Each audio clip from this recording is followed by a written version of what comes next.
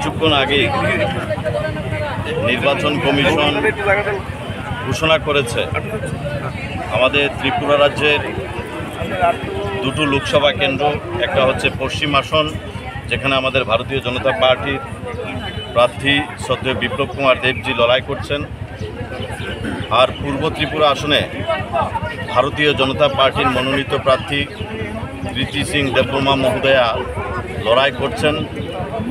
কিছুক্ষণ আগে ঘোষণা হয়েছে যে পশ্চিম ত্রিপুরা লোকসভা কেন্দ্রে 19 এপ্রিল নির্বাচনের দিনক্ষণ ঘোষণা হয়েছে। গণদেবতারা ভোট দেবেন এবং 26 এপ্রিল পূর্ব আসনে সেই অঞ্চলের গণদেবতারা ভোট দেবেন।